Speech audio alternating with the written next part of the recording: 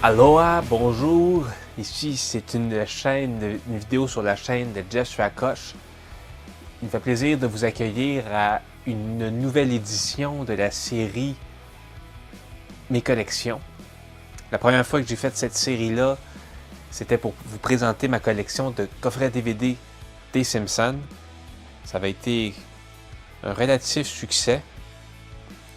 Je suis en train de me constituer plusieurs collections en ce moment qui pourraient être intéressantes à vous montrer. Mais là, je commençais à me dire, ça va être long avant d'avoir assez d'objets d'un certain type pour appeler ça une collection. Je serais mieux de chercher dans mes vieilles affaires pour voir si j'avais pas une petite collection qui traînait en quelque part. Et puis j'en ai trouvé une. Si vous avez lu le titre, vous savez précisément de quelle collection il s'agit. Il s'agit de ma collection de disques de Kiss. Kiss, qui est un groupe de musique de rock and roll. Puis là, ça va peut-être vous surprendre, mais moi, j'ai pas aimé Kiss à l'enfance, comme la plupart des gens qui aiment Kiss étant adultes, c'est parce qu'ils ont adoré ça à l'enfance. Donc, il y a comme une certaine nostalgie dans le fait d'écouter du Kiss, tandis que moi, j'ai commencé à aimer Kiss vraiment au début de l'âge adulte. J'avais 19-20 ans, quand j'étais allé voir Kiss sur les plaines d'Abraham en 2009. Si vous avez été sur les plaines d'Abraham en 2009 pour voir Kiss, écrivez-le dans les commentaires, je vous en supplie. J'ai l'impression qu'on a vécu de quoi cette journée-là. C'était le 16 juillet 2009, je m'en souviens comme si c'était hier. Après avoir vu Kiss cette journée-là, je suis devenu un gros fan. La pyrotechnique était hallucinante, les effets spéciaux. T'as vraiment l'impression d'être en présence du rock and roll quand tu vois un bon groupe de rock comme ça. Et j'ai capoté sur Kiss intensément pendant environ 2 ans. J'ai acheté vraiment presque tous les disques de Kiss. Et puis on va commencer avec les disques en studio. Kiss, c'est un groupe qui a fait, je sais pas combien de disques en studio, mais c'est un groupe qui en a fait assez pour valoir la peine qu'on appelle ça une collection. Ça commence avec celui-là ici. Je sais pas si vous connaissez ce disque-là, il s'appelle tout simplement Kiss. Je donnerais une note de 7 sur 10. C'est un bon disque. Un bon disque des années de rock and roll des années 70. Ensuite de ça, on a Hotter Than Hell. C'est le deuxième disque de Kiss. Et puis ça, ce disque-là, je vous donnerais une note de 7 sur 10. C'est un excellent disque de rock and roll. Moi, j'ai beaucoup apprécié. Là, on saute un peu, mais là, il y en a que j'ai pas avec moi. C'est parce que j'ai prêté, il y a beaucoup de mes disques que je les ai prêtés à un de mes bons amis qui s'appelle Simon. J'ai prêté mes disques à Simon, il me les a jamais redonnés. Donc, il y a des fois, ça saute pas mal d'années dans la discographie de Kiss, c'est parce que j'ai plus les disques avec moi. Il y en a certains que j'ai jamais achetés tout simplement parce que je les prenais à la bibliothèque.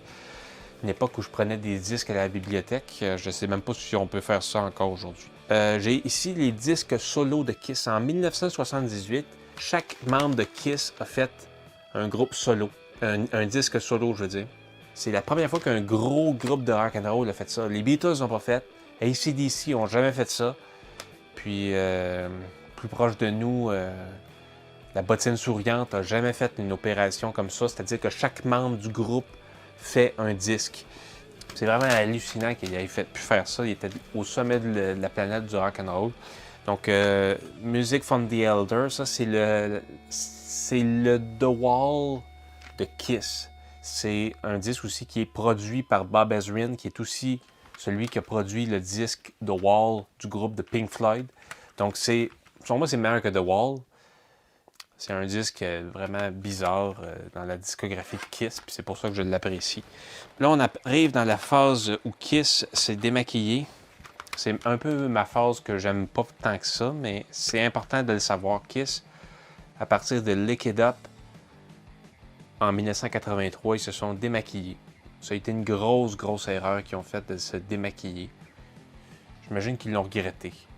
Un autre disque démaquillé, c'est Animalize. Vous pouvez voir, ils sont ici dans une espèce de vallée, dans une espèce d'apocalypse à la Mad Max. C'est un peu leur album de type Mad Max. Ensuite de ça, Revenge. Et puis, ils sont redevenus maquillés avec Psycho Circus. qui est selon moi un de leurs meilleurs disques. Plus récemment, j'ai leur plus récent disque, Sonic Boom en 2009. Ça a été leur grand retour. Le premier vrai disque qu'ils ont fait après Psycho Circus, c'est Sonic Boom. Je considère que c'est vraiment un de leurs meilleurs disques de vrai bon rock and roll. Le plus récent disque qu'ils ont fait, c'est en 2012, c'est Monster. Ça aussi, c'est un fichu de bon disque de rock and roll. Je l'ai moins écouté parce que c'est...